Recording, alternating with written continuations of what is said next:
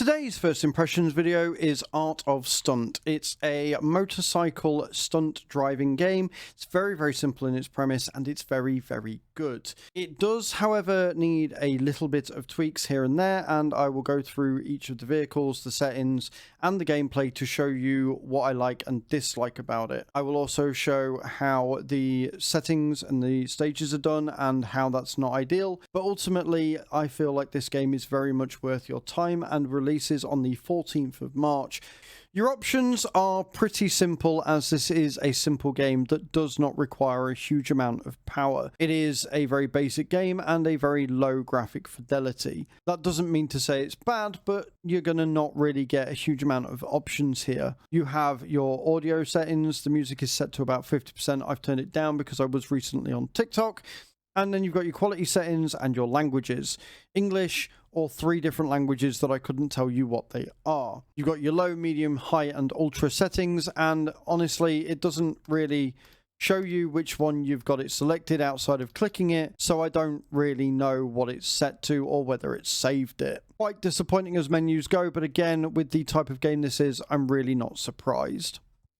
There are a lot of different vehicles to choose from in this game. However, one of the biggest problems that I have with it is that it doesn't show different stat types. So it doesn't really make it clear what the difference between each bike is. The only bike that I've really noticed a difference in the way of handling is the superbike. It's not made for jumps. It's not really a cross bike or anything like most of these. And as a result, it doesn't handle the same, and it is faster. But all the others seem to handle very similarly. They sound a little bit different, but there's no stats here. Also, another little bugbear is that whenever you click the screen, it sort of zooms in, and if you click and hold it, it will zoom in quite a bit. It's annoying on every single button press, but hey, this is what we're at. It's not like there isn't enough room to put the stats here. I don't know why they've chosen to omit it unless it is just cosmetic changes. But again, the way that the superbike actually handles tells me that that's not the case. Outside of the lack of stats, and like I say, there is a lot of different bikes to choose from here. And they really are the only reason why you play the game, because all you get is money for completing each stage, and you've got nothing else to spend that money on other than other bikes. You can't upgrade them, you can't customize them in any way, you can just buy new ones.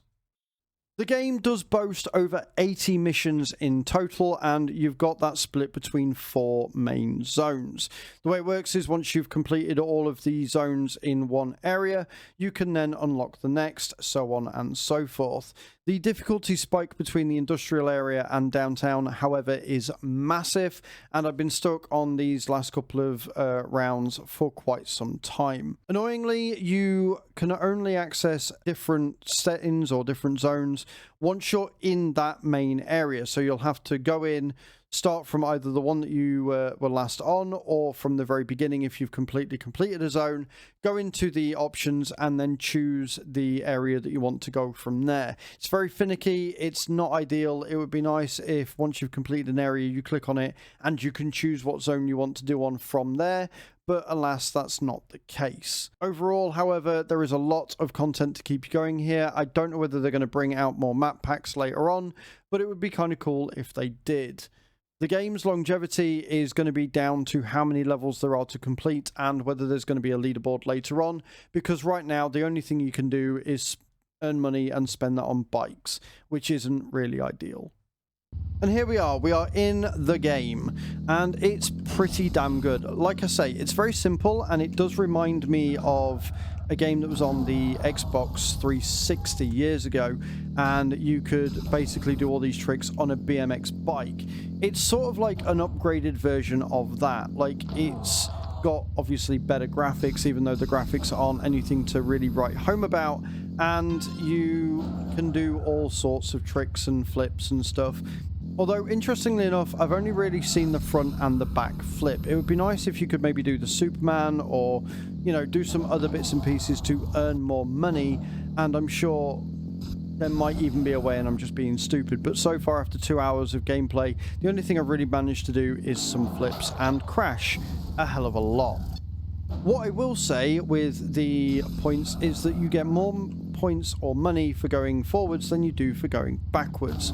Backflips are only worth 100 and forward flips are worth 150. They stack, and then when you get to the end of the run, on your successful run, you will get all of the bonuses that you got as money. So the more flips and stuff that you're able to do on a single course, the more money you will get. What would be nice is if they maybe added a time trial and things like that, so you can get more money the faster that you do the tricks on. But I'm not holding my breath for that, unfortunately. Some of the rounds do have checkpoints, others don't, and they can get incredibly difficult and incredibly tricky and incredibly frustrating. Even though the frustration is there, so far I have had an absolute blast with this game and I am loving it. I think it's really, really well done. It is a perfect example of a game doesn't need to be complex, it doesn't need to be graphically amazingly stunning, and it doesn't need to have a gazillion different like skill points or, you know, different bits and pieces to make a good game. It is simple, it is fun, it is direct, and it is just there. You get what you pay for. What I will say is that some of the menu options are a little bit broken, namely the retry button. Once you've done a level, if you hit retry, it will just take you to the next level. You can't just start the level again, which is a little bit annoying. I don't know whether it's a bug, and hopefully they will fix it. But this is the game, and I am absolutely loving it. I love the variety of stages. I absolutely love the physics when you do die and fail miserably and everything breaks down. I think the game has a lot of potential, and I'm going to keep playing it. I can see me playing this when I want to dip in, dip out, and just let out some frustration and crash a lot. Thank you very much for watching, guys, and I hope to see you all next time. Ciao, ciao.